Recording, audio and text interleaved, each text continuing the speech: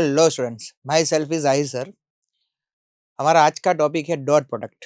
हमने last lecture में vector algebra start किया था। तो पहले लेक्चर में मैंने आपको ये समझाया था कि भाई वेक्टर क्या होता है, स्केलर क्या होता है, वेक्टर क्या होता है, दो वेक्टर का एडिशन हम कैसे करते हैं, मॉड्यूलस कैसे फाइंड करते हैं, यूनिट वेक्टर क्या होता है, ये मैंने आपको समझाया था। आज हम दो वेक्टर का डॉट प्रोडक्ट कैसे फाइंड करते हैं और डॉट प्रोडक्ट क्या होता है वो मैं आपको समझाता हूँ। पर पहली चीज, टॉपिक स्टार्ट करने से पहले ये याद रखना कि डॉट प्रोडक्ट आप सिर्फ दो वेक्टर का कर सकते हो। आपके पास दोनों वेक्टर होने चाहिए तो आप उसका डॉट प्रोडक्ट फाइंड कर सकते हो। तो खास समझना कि सपोज देखो, डॉट प्रोडक्ट जो है उसका दूसरा नाम है स्केलर प्रोडक्ट। स्केलर प्रोडक्ट क्या है वो मैं बाद में समझाता हूँ कि why it's called scalar product, उसे स्केलर प्रोडक्ट क्यों बोलते हैं। पर उससे पहले मैं डॉट प्रोडक्ट क्या होता है, कैसे फाइंड करते हैं वो समझाता हूँ।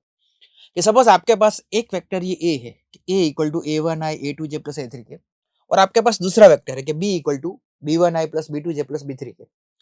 अगर आपको इन दोनों वेक्टर का डॉट प्रोडक्ट फाइंड करना है तो देखो यहाँ पे एक वेक्टर है, दो वेक्टर है, और उसके बीच में हम डॉट रखते हैं। यहाँ पे इन दोनों के बीच में हम क्या रखते हैं, डॉट रखते हैं। So that's called dot product. दो वेक्टर का जब आप प्रोडक्ट करो तो बीच में आप डॉट रखते हो, छोटा सा। ओके, तो इसीलिए उसका नाम है डॉट प्रोडक्ट। अब देखो, डॉट प्रोडक्ट का कंसेप्ट ऐसा है कि सपोज आपका ये पहला वेक्टर है कि A1i plus A2j plus A3k, और दूसरा कि B1i plus B2j plus B3k। Okay, तो आपके पास एक वेक्टर ये है, आपके पास दूसरा वेक्टर ये है। ओके, आप इन दोनों का क्या कर रहे हो, डॉट प्रोडक्ट। अब डॉट प्रोडक्ट का कंसेप्ट ये है कि जब आप प्रोडक्ट कर रहे हो तो आई का प्रोडक्ट आई के साथ होगा, जे का प्रोडक्ट जे के साथ होगा, के का प्रोडक्ट के साथ होगा। नहीं समझ आया सर आप क्या कहना चाहते हो? बिल्कुल समझ नहीं आया तो मैं आपको ध्यान से समझाता हूँ। नॉर्मली जब हम प्रोडक्ट करते हैं तो हम क्या करते हैं कि ये जो A1 होता है, A1 हम इसके साथ मल्टीप्लाई करते हैं, हम इसके साथ मल्टीप्लाई करते हैं, हम इसके साथ मल्टीप्लाई करते हैं, ऐसा करते हैं ना। A2 हम इसके साथ मल्टीप्लाई करते हैं, इसके साथ मल्टीप्लाई करते हैं, इसके साथ मल्टीप्लाई करते हैं, और A3 हम सबके साथ मल्टीप्लाई करते हैं।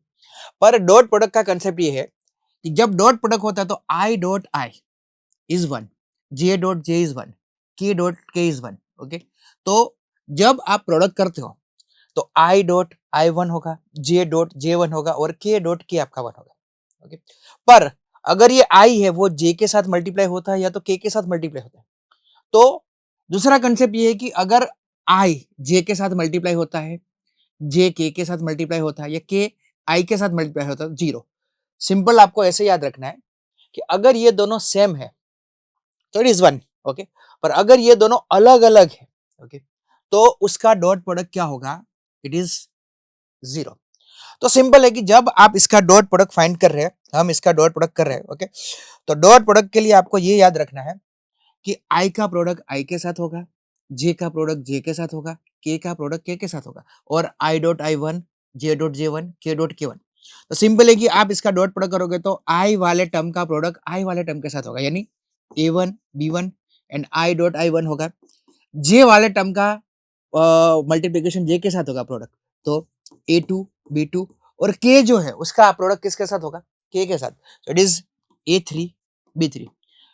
तो ये आपने क्या किया कि एक वेक्टर है, दूसरा देखो, मैं वेक्टर को मैं ऐसा लिख रहा हूँ, यहाँ पे तीर लिखना, नॉर्मली तीर लिखते पर मैं तीर लिखना जरूरी नहीं मानता। सो A डॉट बी, तो ये जो आपको आंसर मिला इसमें क्या हुआ, A1 B1, आई का प्रोडक्ट आई के साथ, A2 B2, जे का प्रोडक्ट जे के साथ, A3 B3, के का प्रोडक्ट के साथ। और जो आंसर है इसमें आई जे के नहीं है। देखो आपका जो आंसर है उसमें आई जे के नहीं है, यानी ये वेक्टर नहीं है, ये क्या है, स्केलर। आपका जो आंसर है उसमें अगर आई जे के नहीं है तो क्या होगा, it is not a vector, ये वेक्टर नहीं है। आंसर आपका किस में आ रहा है, स्केलर में आ रहा है। तो डॉट प्रोडक्ट के लिए सबसे आईएमपी रिजल्ट ये है कि जब आप डॉट प्रोडक्ट पढ़ रहे हो तो आपको ये क्लियर होना चाहिए कि I dot I1, J dot J1, के dot K1, I dot J, J dot के डॉट आई, यानी अगर दोनों सेम है तो 1, अगर दोनों अलग अलग है, ओके, और बीच में डॉट प्रोडक्ट है तो आंसर आपका क्या आएगा, 0। तो अब मैं आगे जाता हूं, एक एग्जांपल करता हूं, ओके, फिर हम सीखते हैं। मेरे पास एक वेक्टर x है, y है, मुझे इन दोनों का डॉट प्रोडक्ट करना है। I want to find dot product of this, मुझे इसका डॉट प्रोडक्ट फाइंड करना है। तो मेरे पास एक वेक्टर है 2i plus 3j plus 4k dot, दूसरा है 4i -2j प्लस 5k। अगर मैं इन दोनों का डॉट प्रोडक्ट फाइंड करूंगा तो मैंने आपको क्या सिखाया कि i जो है i का प्रोडक्ट i के साथ, okay, so i dot i 1 हो जाएगा, सो 2 इंटू 4, j का प्रोडक्ट j के साथ, ओके, तो ये 3 है और यहाँ पे क्या है -2, और j डॉट j आपका 1 हो जाएगा, और k का प्रोडक्ट k के साथ तो क्या होगा 4 इंटू 5। तो आप इसे सिंप्लीफाई करोगे तो ये 8 होगा, ये -6 होगा, ये 20 होगा, ओके। इसे हम सिंप्लीफाई करेंगे तो 20 और ये 2 हो जाएगा, योर आंसर इज 22। देखो आपका जो ये आंसर आ रहा है इसमें कोई डायरेक्शन है, आई जे के है नहीं है, ये तो स्केलर है ना, ओके। आपने डॉट प्रोडक्ट किया तो डॉट प्रोडक्ट का जो आंसर आ रहा है इसमें तो कोई आई जे के नहीं है, तो your answer is in scalar. आपका आंसर स्केलर में आ रहा है, इसीलिए इसका दूसरा नाम क्या है, स्केलर प्रोडक्ट। डॉट प्रोडक्ट का दूसरा नाम है स्केलर प्रोडक्ट। क्यों? तो कि जब भी आप दो वेक्टर का डॉट प्रोडक्ट फाइंड करते हो आपका आंसर किस में आता है, scalar, okay. So that's called scalar product. उसे क्या बोलते हैं, स्केलर प्रोडक्ट भी बोलते हैं। मैं आगे समझाता हूं।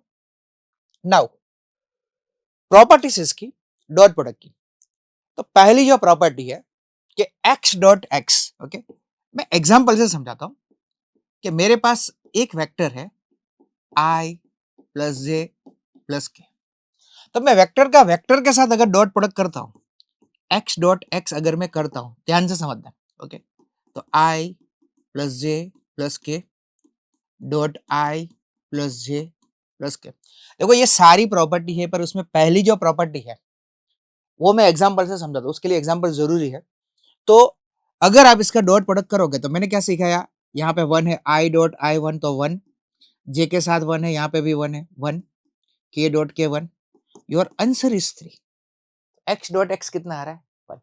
अब अगर आप इसका मोड x फाइंड करते हो, ध्यान से समझना कि अगर आप इसका मोड x फाइंड करते हो तो सबको पता है कि मोड कैसे फाइंड करते हैं, तो i के साथ 1 है तो 1 स्क्वायर, j के साथ यहाँ पे 1 है, 1 square, 1 square, so it is √3। Mode x कितना आ रहा है, √3। तो पहली प्रॉपर्टी हमारी ये है कि x dot x equal to mod of x square, पहली प्रॉपर्टी हमारी ये है, ओके। तो अगर आप इसका स्क्वायर करोगे, अगर आप इसका स्क्वायर करोगे तो √3 का स्क्वायर कितना होगा, 3, तो ये और ये दोनों सेम हो जाएंगे, तो x dot x equal to क्या होगा, mod of x square, okay. तो पहली प्रॉपर्टी हमारी ये है कि x dot x equal to mod of x square, बहुत आईएमपी प्रॉपर्टी है, ओके। तो अगर वेक्टर का खुद के साथ आप डॉट प्रोडक्ट करते हो, सेल्फ प्रोडक्ट खुद के साथ डॉट प्रोडक्ट करते हो, तो उसका रिजल्ट क्या आता है, तो क्या मोड स्क्वायर, वो जो वेक्टर है उसका मोड स्क्वायर रिजल्ट आता है। अब दूसरी प्रॉपर्टी है दैट इज कम्यूटेटिव लॉ, कि x डॉट y करो या y डॉट x करो, आप x डॉट y करो या y डॉट x करो, दोनों का आंसर सेम आता है। तो इसे हम बोलते हैं कम्यूटेटिव लॉ। इससे हम क्या बोलते हैं, कम्यूटेटिव लॉ बोलते हैं कि x डॉट y करो या y डॉट x करो, डॉट प्रोडक्ट में कोई फर्क नहीं पड़ता, ओके। इसके बाद ये रो, ओके, इसे हम डिस्ट्रीब्यूटिव लॉ बोल सकते हैं कि x dot y plus z, तो इसमें क्या होगा, x dot y plus x dot z, okay. So x dot y plus z क्या होता है, तो x dot y plus x dot z। And last property, जब आप दो वेक्टर का डॉट प्रोडक्ट कर रहे हो और इसके साथ कांस्टेंट मल्टीपल है या तो इसके साथ, ऐसा भी हो सकता है कि kx डॉट y, ओके। जब आप दो वेक्टर का डॉट प्रोडक्ट कर रहे हो तो किसी के भी साथ अगर कांस्टेंट मल्टीपल में है तो वो कांस्टेंट बाहर निकल जाता है, और आप इसे ऐसा लिख सकते हो दैट x डॉट y, यहाँ पे ये है तो क्या होगा, ये कांस्टेंट बाहर निकल जाएगा और आप क्या लिख सकते हो, दो वेक्टर का डॉट प्रोडक्ट, ओके। तो ये हमने डॉट प्रोडक्ट की थोड़ी प्रॉपर्टीज पढ़ी। पहली प्रॉपर्टी इंपॉर्टेंट थी इसीलिए मैंने ये एग्जांपल से समझाई, ये फर्स्ट प्रॉपर्टी एग्जांपल से समझाई कि x dot x is mode of x square. दूसरी क्या थी, कॉम्यूटेटिव लो, x डॉट y करो या y डॉट x करो सेम होता है। Property number 3, okay, x dot y plus z क्या होता है, x dot y plus x dot z। और लास्ट प्रॉपर्टी कि जब आप डॉट प्रोडक्ट कर रहे हो तो किसी भी वेक्टर के साथ अगर कांस्टेंट मल्टीपल में होता है तो क्या होता है कि वो कांस्टेंट आप बाहर लिख सकते हो और वेक्टर का आप क्या लिख सकते हो, डॉट प्रोडक्ट, ओके। ये इसकी थोड़ी छोटी मोटी प्रॉपर्टी हुई, अभी और भी प्रॉपर्टी धीरे धीरे आगे आएगी, okay. Yes, most IMP topic, angle between two vectors and using dot product. Okay, आपको दो वेक्टर का अगर एंगल फाइंड करना है और डॉट प्रोडक्ट से फाइंड करना है, तो कैसे फाइंड करना है? देखो एक्चुअल में डॉट प्रोडक्ट की दो डेफिनेशन होती है। डॉट, जब भी डॉट प्रोडक्ट आता है आपको दिमाग में याद रखना है कि हम डॉट प्रोडक्ट में दो चीजें कर सकते हैं। एक, जो मैंने अभी यहाँ पे समझाई आपको इनिशियली, कि जब हम डॉट प्रोडक्ट करते हैं, ये वाला, कि अगर आपको वेक्टर दिए हैं तो डॉट प्रोडक्ट करते हो तो आप ये यूज करते हो। Okay, I dot I J dot J one equal to, जब आपको एक वेक्टर दिया है, दूसरा वेक्टर दिया और उसका डॉट प्रोडक्ट करना है तो हम ये यूज करते हैं। अब दूसरा जो हमारा आ रहा है, that is angle between two vectors. Okay, आपके पास अगर दो वेक्टर है कि लेट, ध्यान से समझना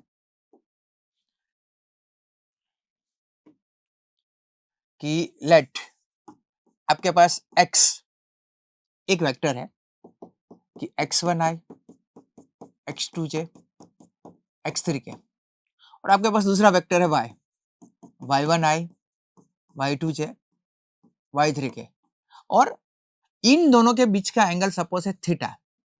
theta is angle between x and y। Theta is angle between x and y। Okay, अगर ये दो वेक्टर है उसके बीच का एंगल अगर थीटा है, ओके, सपोज ऐसा है कि एक वेक्टर ये x है और ये y है और इन दोनों के बीच का एंगल थीटा है। So how to find theta? Theta कैसे फाइंड करते हैं? तो इसकी फॉर्मूला है कि सॉरी फॉर दिस, फॉर्मूला इसकी ऐसे है कि x dot y equal to mod of x mod of y cos theta. ये आपकी एंगल फाइंड करने की फॉर्मूला है। अगर आपको दो वेक्टर के बीच का एंगल फाइंड करना है, specially using dot product, okay, क्योंकि हम दूसरी तरीके से भी फाइंड कर सकते हैं। ओके, क्रॉस प्रोडक्ट भी एक आता है जिसमें भी हम एंगल फाइंड करेंगे, पर अभी हम किसका यूज करेंगे? Dot product. तो अगर मुझे दो वेक्टर के बीच का एंगल थीटा फाइंड करना है तो उसकी फॉर्मूला ऐसे है कि x dot y equal to mod x mod y cos theta. Okay, अगर यहां से मैं cos थीटा को सब्जेक्ट बनाता हूं, ओके, अगर यहां से मैं cos थीटा को सब्जेक्ट बनाता हूं तो मेरी फॉर्मूला क्या बनेगी? ये मेरा यहां पे आएगा, सो x dot y mod x mod y cos theta. ये मेरी फॉर्मूला है किसके लिए? तो कि अगर दो वेक्टर के बीच का एंगल मुझे फाइंड करना है तो इट इज माय फॉर्मूला। ये मेरी क्या होगी? फॉर्मूला होगी दो वेक्टर के बीच का एंगल फाइंड करने। अब देखो ये जो फॉर्मूला है उसमें बहुत सारी चीजें आपको सीखनी है। नंबर वन, कि अगर आप कोई भी क्वेश्चन में एंगल फाइंड करोगे थीटा, तो थीटा की जो वैल्यू होगी वो 0 टू 180 के बीच में होगी, या तो 0 टू पाई। कोई भी क्वेश्चन में थीटा जो होगा वो क्या होगा? 0 टू 180 के बीच में होगा। थीटा की वैल्यू कभी 180 से ज्यादा नहीं होगी। कोई भी क्वेश्चन में एंगल कितना आएगा? 0 टू 180 के बीच में एंगल आएगा। ओके, यानी हम ऐसा बोल सकते हैं ना कि अपर हाफ होगा। हमारे चार क्वाड्रेंट होते हैं, 0, पाई। ओके, तो आपका जो एंगल है वो यहाँ पे आएगा, नीचे वाले में नहीं आएगा क्वाड्रेंट में। तो एंगल किस में होगा? 0 टू 180 में ही हर बार होगा। ओके, तो वापिस दो वेक्टर के बीच का एंगल फाइंड करना है तो मेरी फॉर्मूला क्या है? ये cos theta is x dot y mod of x mod of y। अब मैं इसमें आगे समझाता हूं, ध्यान से समझना कि हमारी फॉर्मूला ऐसी थी कि x dot y equal to mod x mod y cos theta. ये मेरी फॉर्मूला है। ओके, नंबर वन, कि if two vectors are parallel, अगर दो वेक्टर पैरेलल है, ऐसे ये दो वेक्टर पैरेलल है, तो पैरेलल के बीच पैरेलल है तो व्हाट इज योर एंगल? आपका एंगल थीटा कितना होगा? 0 डिग्री। अगर दो वेक्टर पैरेलल होते हैं तो उसके बीच का एंगल कितना होता है? 0 डिग्री। तो अगर मैं यहाँ पे 0 डिग्री रखूंगा, ओके, तो ऐसा कुछ होगा, mod X X dot Y equal to mod X mod Y cos 0। सबको पता है कि cos 0 इज 1। cos 0 कितना होता है? 1। तो ऐसा होगा ना कि x dot Y equal to mod X mod Y. तो पहली कंडीशन हम ऐसा बोल सकते हैं कि अगर दो वेक्टर पैरेलल है, उसकी कंडीशन क्या है? दो वेक्टर पैरेलल होने की कंडीशन क्या है, X dot Y equal to mod X mod Y. Am I right? सही बोला ना मैंने, क्योंकि पैरेलल है तो एंगल कितना होता है, जीरो। हम यहाँ पे जीरो रखेंगे तो मुझे क्या मिलेगा, X dot Y equal to mod X mod Y. ये कंडीशन किसके लिए है, क्योंकि दो वेक्टर पैरेलल है। अगर दो वेक्टर एंटी पैरेलल होते हैं, दो vector anti parallel, parallel but opposite, okay, अगर आपके दो वेक्टर, एक वेक्टर ऐसा है, दूसरा वेक्टर ऐसा, ये एंटी पैरेलल हुए ना। अच्छा, इन दोनों के बीच में कितना एंगल बन रहा है, तो क्या सर पता नहीं चल रहा कितना बना, okay, it's like a straight line, ऐसा हुआ। तो सपोज ये है, तो यहाँ पे एंगल कितना बनता है, इन दोनों के बीच में एंगल कितना बनता है, 180, ओके। तो अगर दो वेक्टर एंटी पैरेलल है तो थीटा आपका कितना होगा, पाई होगा, ओके। अगर यहाँ पे मैं थीटा इक्वल टू पाई रखता हूं तो ऐसा होगा, X dot Y mod X mod Y cos pi, okay. So cos pi कितना होता है, कॉस पाई इज -1। सबको पता है कि कॉस ओड में अगर है पाई, 3 पाई, 5 पाई, 7 पाई, 9 पाई, तो कितना होता है, -1। तो ये आपका -1 होगा, तो ऐसा मिलेगा ना कि X dot Y equal to minus mod X mod Y. तो ये हमारा दूसरा रिजल्ट, रिजल्ट नंबर 2 क्या, कि तो के दो वेक्टर अगर एंटी पैरेलल है तो उसकी कंडीशन क्या होगी, तो कि X dot Y equal to minus mod X mod Y. यहाँ पे प्लस था पैरेलल के लिए, यहाँ पे माइनस। तो देखो मैं ऐसा बोल सकता हूँ कि दो वेक्टर अगर कोलिनियर, कोलिनियर का मतलब क्या होता है, पैरेलल या तो एंटी पैरेलल। दो वेक्टर अगर कोलिनियर है, कोलिनियर यानी पैरेलल या तो एंटी पैरेलल, तो उसकी कंडीशन क्या होगी, प्लस या तो माइनस। तो ऐसा होगा कि X dot Y is plus और minus mod X mod Y. या किसकी कंडीशन है, if two vectors are either parallel, anti parallel, और उसे हम क्या बोल सकते हैं, कोलिनियर, ओके। ये मैंने आपको अच्छे से डिराइव करके सिखाया। नंबर 2, अगर दो वेक्टर परपेंडिकुलर हुए तो, बहुत आईएमपी चीज है, सेट में, बोर्ड में पूछा जाता है कि अगर दो वेक्टर परपेंडिकुलर हुए तो, सिंपल है, अगर दो वेक्टर परपेंडिकुलर आपको दिखेंगे कि भाई दो वेक्टर, एक ये वेक्टर x है, ये y है, परपेंडिकुलर होता है तो उसके बीच का एंगल कितना होता है, what is angle, theta is π/2। Perpendicular में एंगल कितना बनता है, π/2, ओके। तो अगर यहाँ पे देखो, मैंने जब पैरेलल के लिए डिराइव किया तो मैंने यहाँ पे वैल्यू रखी, एंटी पैरेलल के लिए मैंने यहाँ पे थीटा की वैल्यू रखी। नाउ फॉर परपेंडिकुलर, अगर दो वेक्टर परपेंडिकुलर है तो what is your theta, theta is π/2। तो आप यहाँ पे थीटा π/2 रखोगे तो ऐसा होगा ना, x dot Y is mode X mod Y cos π/2, okay. अब cos π/2, ओके, तो cos π/2 की वैल्यू कितनी होती है, 0, सबको पता है। सो अगर ये 0 है, ये पूरा 0 हो जाएगा, okay. So x dot Y equal to 0, okay. तो x dot Y equal to 0, ये कंडीशन किसके लिए हमें मिली, तो कि दो वेक्टर परपेंडिकुलर है उसके लिए। तो मैं उल्टा बोल सकता हूं, हमें ऐसा पूछ सकते हैं कि x dot Y equal to 0, okay. अगर x डॉट वाई 0 है तो दो वेक्टर के बीच का एंगल कितना होगा, π/2, ओके।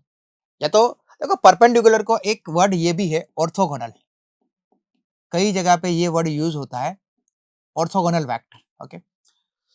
नंबर 2, हमें ऐसा बोल सकते हैं कि दो वेक्टर परपेंडिकुलर है, वो पता कैसे चलेगा, दो वेक्टर परपेंडिकुलर है, चेक करो, ओके, फाइंड करो, चेक करो, तो कैसे पता चलेगा, तो कि आपको दो वेक्टर का डॉट प्रोडक्ट फाइंड करना है। अगर डॉट प्रोडक्ट 0 आता है, दो वेक्टर का डॉट प्रोडक्ट 0 आता है, मतलब two vectors are perpendicular to each other, okay. जब हम एंगल वाले सम करेंगे तो उसमें ये बहुत आईएमपी है कि दो वेक्टर है, ओके, वो परपेंडिकुलर कैसे चेक करेंगे, तो सिंपल है, डॉट प्रोडक्ट फाइंड करो, अगर आंसर 0 आता है तो two vectors are perpendicular, okay. तो ये हमारा था आईएमपी रिजल्ट परपेंडिकुलर वाला। मैं एक बार वापस समझा के फिर क्वेश्चन करता हूँ, सारे क्वेश्चन हमें करने हैं, तो ध्यान से देखना। Angle between two vector, angle के लिए हमारी ये फॉर्मूला है, अगर आपको दो वेक्टर दिए हैं, एक वेक्टर और दूसरा वेक्टर एक्स एंड वाई, और आपको बोला कि एंगल फाइंड करो, तो एंगल फाइंड करने के लिए हमारी ये फॉर्मूला है, हमें एक्स डॉट वाई फाइंड करना है, मोड एक्स फाइंड करना है, मोड वाई फाइंड करना है, यहाँ पे रखना है, तो हमें एंगल मिलेगा। Cosine angle. ओके, ये मैंने आपको एंगल कैसे फाइंड करते हैं ये समझाया। फिर एंगल के लिए मैंने आपको पैरेलल और एंटी पैरेलल समझाया, सॉरी पैरेलल, एंटी पैरेलल और परपेंडिकुलर समझाया कि जब दो वेक्टर पैरेलल होते हैं तो उसकी कंडीशन क्या है, एंटी पैरेलल होते हैं तो उसकी कंडीशन क्या है, और इन दोनों को इन जनरल हम कोलिनियर बोल सकते हैं। तो कोलिनियर की कंडीशन क्या है, तो X dot Y equal to, यहाँ पे प्लस था यहाँ पे माइनस, तो प्लस और माइनस। ओके, और लास्ट बट आईएमपी, दो वेक्टर परपेंडिकुलर है उसकी कंडीशन क्या है, तो कि अगर दो वेक्टर का डॉट प्रोडक्ट जीरो आता है तो टू वेक्टर्स आर परपेंडिकुलर, या तो उसके उनके बीच का एंगल कितना होता है, 90 डिग्री। ओके, चलो अब हम क्वेश्चन स्टार्ट करते हैं, एग्जांपल स्टार्ट करते हैं, बहुत ही ज्यादा मजा आने वाला है।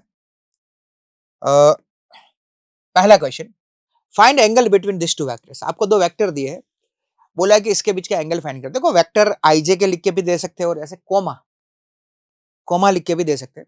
तो सपोज मेरा ये एक वेक्टर है, ये वेक्टर मेरा है एक्स, एक्स इक्वल टू 2 3 -1, ये मेरा एक वेक्टर है, ये मेरा दूसरा वेक्टर है 3 -1 3। सबसे पहले मैं यहाँ पे एंगल की फॉर्मूला लिखता हूँ। देखो हमें ये पता होना चाहिए कि हमें करना क्या है। तो एंगल के लिए हमारी फॉर्मूला ये है X dot Y mod X mod Y, ये मेरी फॉर्मूला है। तो अगर मुझे एंगल फाइंड करना है तो मुझे क्या करना पड़ेगा, तो सबसे पहले मुझे डॉट प्रोडक्ट फाइंड करना पड़ेगा। दो वेक्टर का मुझे क्या फाइंड करना पड़ेगा, I have to find dot product, मुझे उसका डॉट प्रोडक्ट फाइंड करना पड़ेगा। ओके, तो सबसे पहले मैं क्या करूंगा, डॉट प्रोडक्ट फाइंड करूंगा।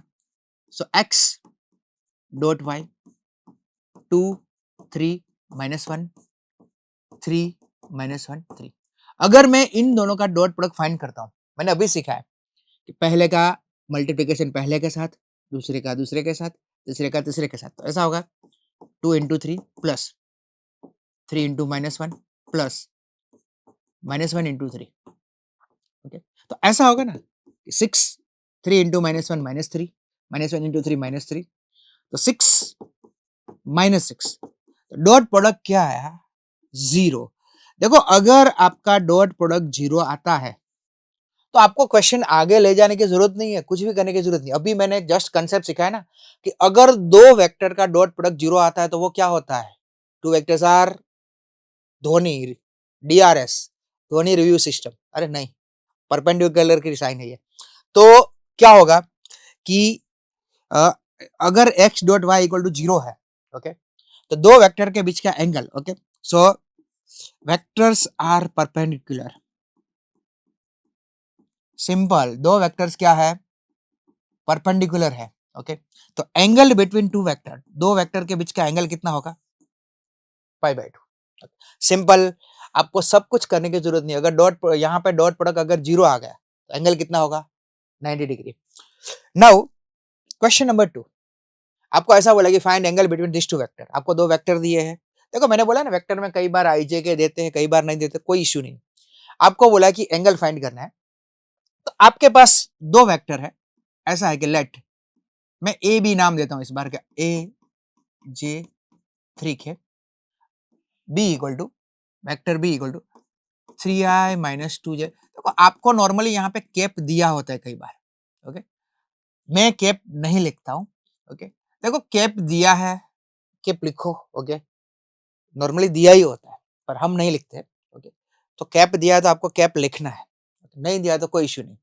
अब सबसे पहले आपको करना क्या है, तो भाई मुझे इसका एंगल जो फाइंड करना है, एंगल की फॉर्मूला सबसे पहले लिख दो। तो फॉर्मूला ऐसी है x dot Y mod, sorry हमारा तो यहाँ पे x है ही नहीं, हमारा तो ए बी है, तो यहाँ पे मुझे ए बी लिखना पड़ेगा ना। तो cos थीटा इक्वल टू, मेरी फॉर्मूला क्या है, a dot B mod A mod B, ये हमारी फॉर्मूला है। ओके, तो देखो सबसे पहले आप a डॉट बी फाइंड करोगे। a आपका क्या है, i - 2j प्लस 3k, ये हमारा क्या है 3i - 2j प्लस k। अगर मैं इसका डॉट प्रोडक्ट फाइंड करूं तो मैंने क्या सिखाया था, i डॉट i1, तो यहाँ पे 1 है, 1 × 3 होगा। फिर j डॉट j1, तो यहाँ पे -2 है, तो -2 × -2 होगा, प्लस यहाँ पे 3 है और यहाँ पे k के साथ क्या है 1, सो 3 × 1। तो हम इसे सिंप्लीफाई करेंगे तो 3 - -+4 + 3। ओके, तो ये हमारा होगा 10। तो देखो a डॉट b मुझे कितना मिला 10। तो देखो ये जीरो नहीं आया, a डॉट b हमारा जीरो नहीं है। Okay, so a dot b is not zero, तो हमें क्वेश्चन आगे करना पड़ेगा। अब क्या फाइंड करना पड़ेगा, mode of a, mode of. Okay, तो देखो मोड ऑफ a, ये जो हमारा a है, a ऐसा है ना कि a equal to i minus 2j plus 3k। तो आप इसका मोड फाइंड करोगे तो कैसा होगा, i के साथ 1 है, 1 square minus 2 square 3 square. Okay, तो ऐसा होगा ना, 1 plus 4 plus 9। Okay, so your answer is root 14। Okay, same root B के लिए आप फाइंड करोगे। ओके, तो देखो आपका बी जो है, वेक्टर बी आपका क्या है, ये है ना 3i माइनस 2j प्लस के। इसका अगर मैं मोड फाइंड करूंगा तो मोड क्या होगा, 3 square minus 2 square plus 1 square. Okay, तो ऐसा होगा ना 9 plus 4 plus 1, so it is under root 14। तो देखो मेरे पास सारी वैल्यू है, a डॉट बी है, मोड a है, मोड b है, सारी वैल्यू आप यहाँ पे रख दो एंगल फाइंड करने के लिए।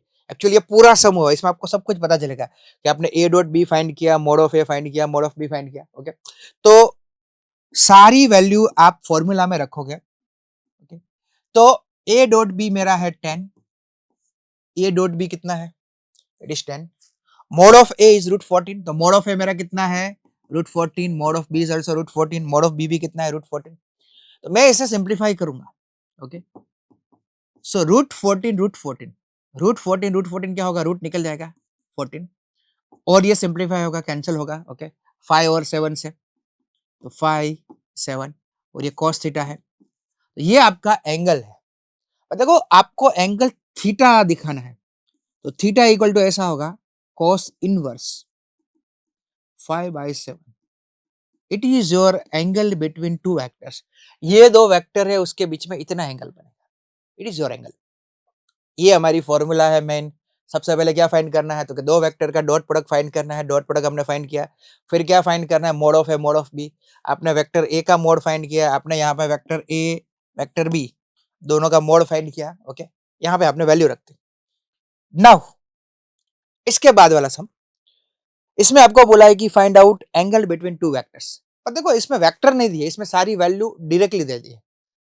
हमें दो वेक्टर नहीं दिए, ए वेक्टर बी वेक्टर नहीं दिया, आपको क्या दिया है, डॉट प्रोडक्ट दे दिया है, मोड ऑफ ए दे दिया है, मोड ऑफ बी दे दिया है। ओके, तो आपको एंगल फाइंड करने के लिए बोला है। ओके, तो सिंपल है कि हमारी फॉर्मूला ऐसी है, cos theta is A dot B mod of A mod of B. Okay, तो देखो ए डॉट बी हमारा कितना है, इट इज रूट 6।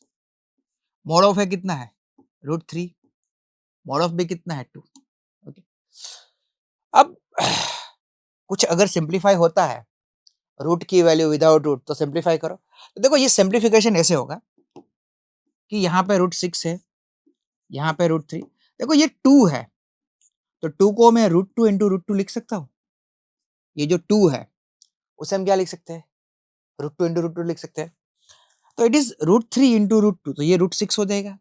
ये कितना होगा, रूट 6 होगा ना। ओके, तो रूट 6 कैंसिल हो जाएगा, तो ऐसा होगा रूट 6 रूट 2, तो ये आपका कैंसिल हुआ, तो 1/√2 हुआ ना। ओके, तो cos theta equal to 1/√2। Okay, अब देखो इसका मतलब एक्चुअली ये होता है कि cos के टेबल में 1/√2 कब आता है, इसका मतलब तो यही होता है। ओके, तो आपने इनवर्स फंक्शन सबने पढ़ा है, मैंने ही सिखाया है। इसका मतलब क्या होता है, तो कि हमारा जो टेबल होता है ट्रिगो का, उसमें cos के टेबल में 1/√2 कब आता है, तो आप टेबल देखोगे, याद करोगे तो π/4 या तो 45 डिग्री। तो आप इसमें आंसर लिख सकते हो, क्योंकि ये वैल्यू टेबल में आती है ना। देखो आगे वाले क्वेश्चन में वैल्यू टेबल में नहीं आती थी, तो मैंने ऐसे ही रख दी थी, पर ये वैल्यू तो टेबल में आती है, तो आपको आंसर ऐसे लिखना है कि π/4 और 45 डिग्री। आपका आंसर क्या आएगा, या तो π/4 आएगा या तो 45 डिग्री आएगा। Okay, so it is your answer. इसके बाद ये वाला क्वेश्चन अच्छा क्वेश्चन है। देखो सारे क्वेश्चन आपकी बुक के ही है। Find magnitude of two vectors A and B having the same magnitudes and angle is 60 degree and scalar product is 1/2। आपको ऐसा बोला है जो दो वेक्टर है, ओके, वेक्टर ए और वेक्टर बी, उसका मैग्नीट्यूड सेम है। आपके क्वेश्चन में ऐसा बोला है दो वेक्टर जो है, दो वेक्टर का मैग्नीट्यूड सेम है, ओके। तो मतलब क्या हुआ उसका कि वेक्टर ए वेक्टर बी दोनों का मैग्नीट्यूड सेम है, having the same magnitude, okay, it is given, ये आपको दे दिया है, okay. Mod of A equal to mod of B, आपको क्या बोला कि दो वेक्टर का मैग्नीट्यूड सेम है, तो क्या लिख सकते हैं, mod of A equal to mod of B. आगे क्या बोला है, एंगल इज 60 डिग्री, देखो इसमें आपको एंगल दे दिया है, angle is 60 degree and scalar product, यानी आपको डॉट प्रोडक्ट दिया है, आपको दो वेक्टर का डॉट प्रोडक्ट दिया है, आपको क्या दिया है, तो कि दो वेक्टर का जो डॉट प्रोडक्ट है that is 1/2, okay.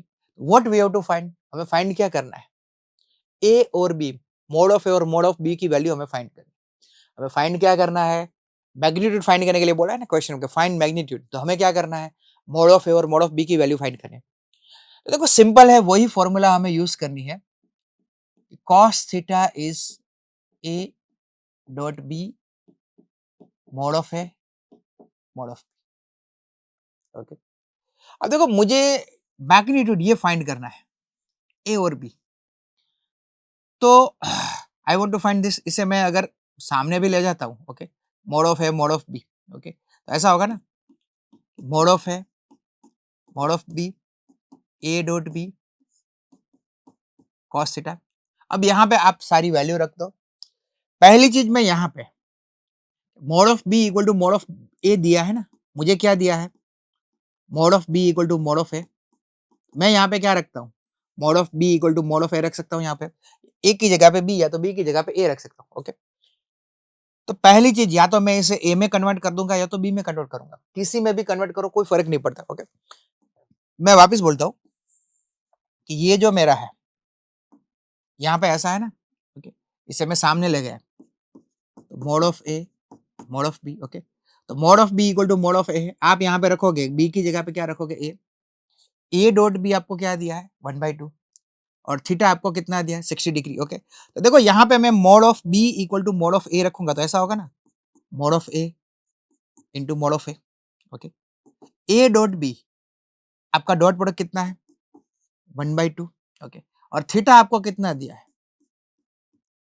60 degree, theta आपको कितना दिया 60 degree, mode of A mod of A mod of A square cos 60 is 1/2, okay. तो देखो ये 1/2 आपका कैंसिल हो जाएगा, cos 60 इज 1/2, ओके। तो मोड ऑफ स्क्वायर आपको क्या मिलेगा, mod of square equal to 1। अब मुझे तो मोड ऑफ ए फाइंड करना है, I want to find mod of A, okay. तो मुझे मोड ऑफ ए फाइंड करना है, तो देखो मोड की वैल्यू हमेशा पॉजिटिव होती है, मोड की वैल्यू प्लस और माइनस नहीं, हर बार पॉजिटिव होती है। तो what is mode of A, mod of ए आपको कितना मिलेगा 1 मिलेगा। अब दोनों साइड स्क्वायर रूट लेते हैं तो what is mode of A, mod of ए की वैल्यू 1 मिलती है।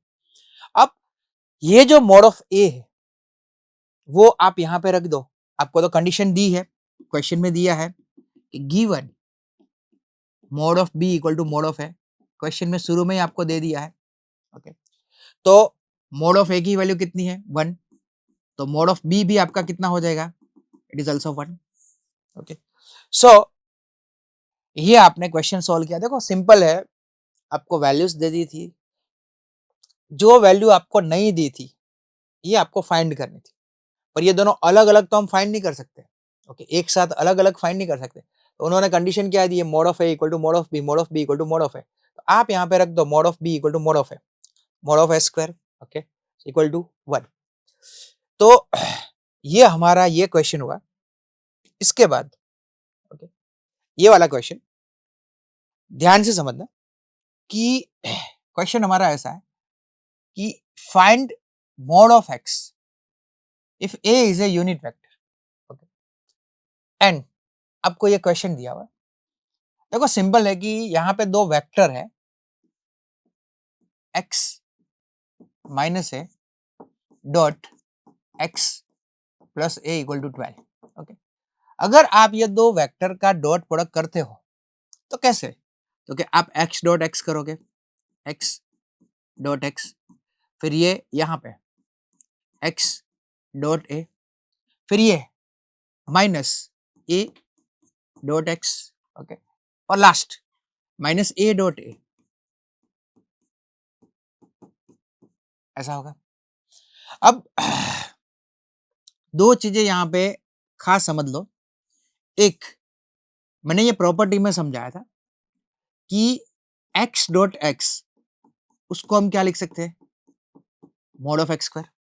a डॉट ए, तो a डॉट ए को हम क्या लिख सकते हैं, mod of X square, okay. और खास करके यहाँ पे कॉम्यूटेटिव लॉ लगा क्या, x डॉट ए या तो a डॉट एक्स दोनों सेम होता है, तो ये a डॉट एक्स है, उसको मैं x डॉट ए लिख सकता हूँ यहाँ पे। ये वैल्यू आप इसके अंदर रखो, जादू होगा जादू, क्वेश्चन ऑटोमेटिकली सॉल्व हो जाएगा। तो देखो यहाँ पे x डॉट एक्स की जगह पे मैं मॉड ऑफ एक्स स्क्वायर रखता हूँ, ये आपका x डॉट ए है। यहाँ पे मैंने क्या समझा है कि a dot X equal to आप x डॉट एक्स लिख सकते हो, x डॉट ए लिख सकते हो, और a डॉट ए, तो a डॉट ए हमारा क्या है, mod of X square equal to 12, okay. देखो ये कैंसिल हो जाएगा, ओके, ये आपका कैंसिल हो गया। अब देखो आपको ऐसा बोला है कि find mod of if a is a unit vector, तो आपको ऐसा बोला है a आपका यूनिट वेक्टर है। अब ये जो a है यूनिट वेक्टर है, ओके, तो a is a unit vector, उसका मतलब क्या होता है, कोई बताएगा, बताओ बताओ। यूनिट वेक्टर का मतलब ये होता है कि mod of a equal to 1। उन्होंने ऐसा बोल दिया है, क्वेश्चन में दिया है कि a is a unit vector, यानी हमें मॉड ऑफ a की वैल्यू तो इनडायरेक्टली दे दी है। यहाँ पे ये दो है तो मुझे ये वैल्यू तो इनडायरेक्टली दे दी है कि भाई a is a unit vector, तो mod of a equal to मैं क्या लिख सकता हूँ, 1। यहाँ पे अगर मैं ये वैल्यू सब्स्टिट्यूट कर दूं ध्यान से, मॉड ऑफ एक्स स्क्वायर, ये तो मेरा यूनिट वेक्टर है, ओके, तो यहाँ पे मैं क्या रख सकता हूँ, 1 इक्वल टू 12, ओके, ये मेरा सामने जाएगा, mod of X square equal to 1 plus 12 13, mod of X square equal to 13, okay. तो what is mod of x, mod of x क्या होगा, अंडर रूट 13। देखो मॉड की वैल्यू कभी नेगेटिव नहीं होती, तो प्लस और माइनस नहीं लिख सकते, सिर्फ प्लस लिख सकते हो। मोड होता है तो उसकी वैल्यू हमेशा प्लस में आती है, प्लस और माइनस नहीं आती, ओके। ये याद रखना, यहाँ पे प्लस और माइनस मत लिखना। सो it is your value of mod x. So question सबको समझ में आया होगा। इसके बाद देख लो ये लास्ट वाला question, evaluate 3a minus 5b, यहाँ पे डॉट प्रोडक्ट है, वेक्टर है, 2a प्लस 7b, आपको बोला है कि ये डॉट प्रोडक्ट इवेल्यूट करो। तो देखो सिंपल, आपको मल्टीप्लाई करना है, मैंने आगे सीखा है, और जो डॉट प्रोडक्ट की प्रॉपर्टी वो प्रॉपर्टी लगानी है, करना कुछ भी नहीं है, सिंपल मल्टीप्लाई करना है और डॉट प्रोडक्ट की प्रॉपर्टी अप्लाई करनी है।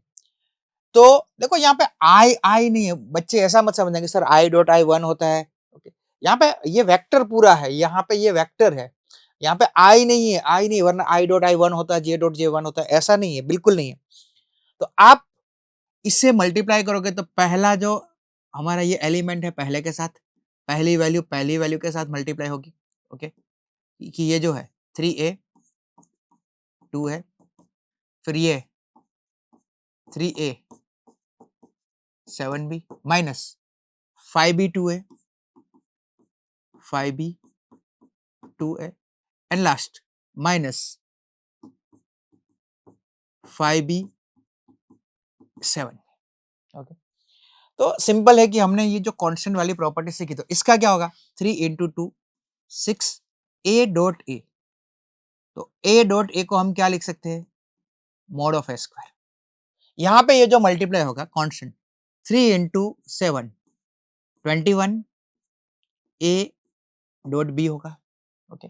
यहाँ पे ये मल्टीप्लाई होगा तो क्या होगा 5 और ये हमारा 2 है, ओके, सो 5 इंटू 2 10। अब देखो b डॉट ए लिखो या a डॉट बी लिखो सेम ही होता है, अभी ये सेम प्रॉपर्टी हमने आगे सीखी। एंड लास्ट इससे अगर आप मल्टीप्लाई करोगे तो constant constant 5 into 7 35 and b into B क्या होता है, मॉड ऑफ बी स्क्वायर। अगर आगे वाले 2 क्वेश्चन आपके क्लियर है तो ये ऑटोमेटिकली हो जाएगा। ओके, अब 6 mod ऑफ a स्क्वायर, ये 21 है, ये -10, तो 21 - 10 इट इज 11। ओके, कितना होता है 11, तो ये हमारा क्या होगा 11 a डॉट b और ये -35 mod ऑफ b स्क्वायर। देखो इससे आगे अब कोई सिंप्लीफिकेशन इसका पॉसिबल नहीं है, ये फाइनल सिंप्लीफिकेशन हो गया। यानी आपको क्या दिया था, ये वेक्टर है, ये भी वेक्टर है, उसका डॉट प्रोडक्ट दिया था और बोला था कि सिंप्लीफाई करो, तो आपको हर एक एलिमेंट का दूसरे एलिमेंट के साथ मल्टीप्लाई करना है। अगर ये सेम है तो a डॉट a तो mod ऑफ a स्क्वायर लिख सकते हो, b डॉट b है तो mod ऑफ b स्क्वायर लिख सकते हो। अगर अलग अलग है, यहाँ पे ये a b है और यहाँ पे b है, तो यहाँ पे आप कॉम्यूटेटिव लॉ यूज कर सकते हो, b डॉट a को आप क्या लिख सकते हो a डॉट b, यहाँ पे ये सिंप्लीफाई हो गया and that is your final answer. तो देखो आज का हमारा जो लेक्चर था उसमें मैंने आपको क्या सिखाया, सबसे पहले डॉट प्रोडक्ट क्या होता है, डॉट प्रोडक्ट कैसे फाइंड करते हैं, उसकी प्रॉपर्टी क्या है, और खास करके जो हमने सीखा एंगल पैरेलल है, एंटी पैरेलल है, परपेंडिकुलर है, वो डॉट प्रोडक्ट का यूज करके कैसे फाइंड करते हैं। ओके, तो dot product is very useful in vector algebra. जब भी आप टॉपिक करो ये ध्यान से करना, अच्छे से करना, बहुत सारे एग्जांपल करना। अब हम मिल लेंगे नेक्स्ट लेक्चर में वापिस नए इंटरेस्टेड टॉपिक के साथ। तो चलो मिलते हैं, बाय।